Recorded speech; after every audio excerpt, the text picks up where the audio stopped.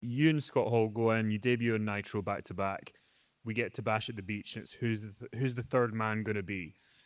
When you get there, who are you told the third guy is going to be, and when do you find out it's going to be Hogan? It was going to be Hogan, and then when it was going to be Hogan, I came up with the finish that we used. That was my finish. He would come down. The only thing is, and a lot of people don't even catch this, but the thing was, it was supposed to be the swerve that he's the third man, and he comes down, he turns on Macho, and the NWO wins the match. Hogan comes down and drops the leg on Macho, reaches over, grabs the referee, throws him out of the ring, drops another leg on him, and now we don't have a referee because Scott was amazing. Scott just dropped down and told him, cover him. And Hogan covered him. I think Scott got to 2 and then he got off him. He didn't even get the fact, no, we're supposed to beat him. That's part of the heat, but that's all right. We're just glad you joined us at the last minute because we had no idea. We were told he was going to come down the ramp, but until he came down the ramp, we didn't know what we were going to have. So who was it going to be if he hadn't walked down the ramp? The choice was going to be Sting. I mean, I know the answer to this before I ask you, but there's a story that Mabel was an option. Yeah, if we couldn't get Jesus Christ. So when you guys are Was there, Mabel even there? He wasn't even there. no, I think he'd left WWF by that point though, so he was a I mean, free he agent. wasn't there. Yeah, he wasn't even on contract. He was too shitty to even be on contract sometimes. The NWO got so massive that then you guys did the NWO only pay-per-view, sold out. You've described it as a total show. Worst thing I've ever seen in my life. It was in Cedar Rapids, Iowa, and I don't know if you remember this, but you had a great James Bond analogy about that was good. We should have went to anywhere. Brazil, Rio de Janeiro, Hong Kong. Nah, Matt. Cedar Rapids. Eric always came across like a weatherman. Like he was a handsome guy. It was his idea. So he gets that tone of genius for coming up with the NWO and putting all the pieces together. And I remember when the last days of WCW and Vince was getting ready to buy WCW, and Eric was just, it's total defeat. And I looked at him, I said, one of these days, you're going to go to work for them, and you're going to see the machine that they have, and you're going to really be proud that you were even able to compete against the WWE, because you would go to the WWE production, and there were guys in the production office that slept on cots, that didn't leave, that put packages together 24/7. I mean, they had a crew like no other crew because everybody was passionate about it. It was a wrestling company, and Turner was CNN with a bunch of bullshit. That's what they were, and but you always think that Eric's kind of a cool guy. But he's not. He's a biker guy. His idea of this will be really great TV is we're going to have the Miss NWO contest during our pay-per-view, and they're going to be the ugliest women we can find. And I'm thinking,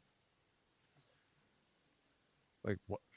And this is back when there was a group of women that worked for a particular company. You'll either know the reference or you won't, but the company was called Vivid. They used to make DVDs. They had people like Savannah, Rachel Darrian, and the guys were friends with all the Vivid girls. And I'm thinking, what a perfect time to have like the top 5 Vivid girls be the NWO girls. Like the crossover is great. It's, you know, adult film and wrestling. No, fat girls or fat girls. So, yeah. Um, Our pay-per-view and we lose every match. I want to ask you about one of the most famous incidents in WCW, the finger poke of doom. Your Hogan's just said he was going to run for president. Then you end the streak of Goldberg, and now we're in the Georgia Dome for the finger poke of doom. How does it come about? And at the time, did you think it's a good angle? It's going to go somewhere? No. Thanks, everybody. Yeah. Thanks for coming. See you next week. No. Well, we talked about this yesterday. It's like so many people have this, and because Bill was one of them, conspiracy theory, that I was booking when I beat him. So I basically booked myself to end Bill Goldberg's streak. And the truth of the story is we went up to the WWE territory. And most TVs we'd go to Chicago, but we never went Philly, Baltimore, Meadowlands, Uniondale. So we went up there with Goldberg, and he got booed out of the building to the point where they couldn't even chant Goldberg over the PA loud enough to cover the boos. Because what had happened was he wasn't putting in time. He was the main event on the house shows, and he was basically entrance, 25 seconds, spear jackhammer, thanks for coming. And Scott and I at that time were working with the Steiners, and we were going like 30 minutes every night before that for the tag belts, just so they got a main event that was worthy of what they paid for and that way they left happy because they got to see the Goldberg experience, all 1 minute of it. So after that trip, Bischoff started to come to the conclusion, along with Hulk and a lot of other people, like this, until we need to get it off him, and he needs to like get a little bit more seasoned. And the thing is people, they actually think that he was 173-0, and it was like he wrestled on TV the first night against Hugh Morris, and it was like, and he was 1-0, and then like 2 weeks later he was like 31-0. And there wasn't even that many. Like, it was this bullshit number, and for some reason Bill bought into it. So that was fine with me. I didn't care. It didn't change my pay structure. So they decided that they're going to beat Goldberg. And I was a babyface at the time. And if anybody's ever seen that match, it's 50-50 as far as who's over and who's not over in Washington. And when I beat him, that place popped. And then they were kind of like, oh, I don't know if we wanted him to lose or not, but there's a streak. My question is always this. If you're Kevin Nash, and even though the streak's bullshit, it's still the streak, and it's still the most talked about thing on our program, and I'm the guy that's the one, so the 173-1, and I'm the one. Do you think if I'm in charge of writing TV, I sit down and I go, now that I've worked my master plan out, I've got the belt. What if I was to wrestle Hogan 6 days from now? He pokes me in the chest. I lay down and he takes the belt. I think that's brilliant. I was just getting a paycheck. They told me what they wanted me to do. My part of the finger poke of doom was they came up with the brilliant idea that, brother, we're going to go out there, brother, and give them like 4 minutes, and then we'll like you'll slip me over, and we'll be in on it. And I said, that doesn't make sense. If we're in on it, why would, like, if it was a real fight, like, I wouldn't let you punch me with your bare fist for 4 minutes and then go, ready to do that thing now where I lay down? I said, you would do it right. Like, it would be almost comical how, and I just told him, I said, like, if you just poked me and I fell, and they all just kind of thought about it, they went, well, all right, we'll do that. I said, I don't have a problem with it. I'll do it. Once again, I'm still getting the same paycheck in 2 weeks, so. Later that year, Bischoff gets sent home, and they bring in Vince Russo.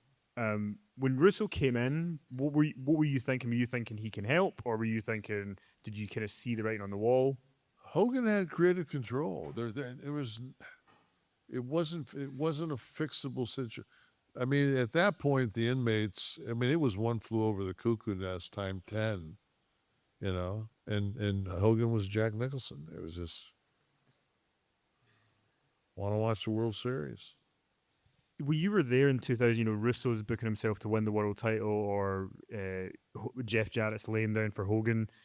When you're seeing all this stuff, are you thinking we're? Oh yeah, yeah.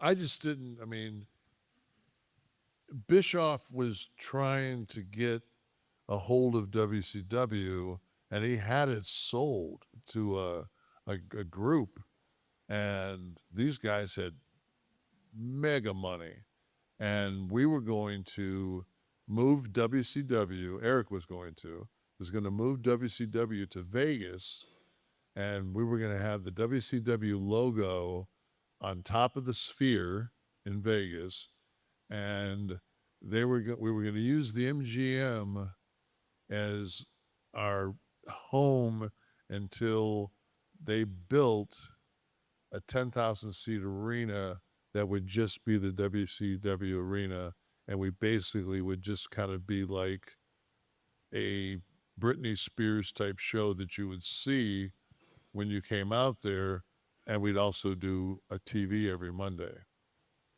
And when the deal was, it was Fuchsia Media was I think the company that we were doing the deal with, and because we weren't going to be on the road, we needed a much smaller crew, so it was just going to be a handpicked group of guys that were going to be paid very well.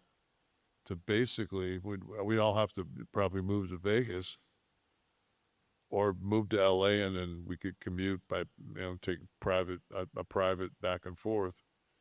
But like Bischoff had it worked out, but it doesn't matter if you have a wrestling product, you have to have some place to put it. And Turner Broadcasting at the last minute said, we won't broadcast it. Like, we're not going to give you broadcast rights. So that deal died, and then they sold the company and the library to Vince for, I've heard $2 million. Did they try and get you for the last Nitro? Yeah. They called me and they said, wanted to tell you that Vince is going to buy WCW, and they're going to make the announcement on Monday night in Panama City. And I said, it's going to, the last match will be Sting versus Flair. And I said, so when do they take over the company? He said, well, Saturday the paperwork will be done. I said, so Monday it will be Vince's company. And they were like, yeah. I said, F you, I ain't coming. Like, I'm not going to show up. Like, I don't work for Vince. So I immediately called my agent and I said, I have 17 months left on my contract. And he said, don't worry, you're going to get every dime of it. It's guaranteed money. I said, so I can just sit at home? He said, you can just sit at home. I said, I'll sit at home. So that's what I did.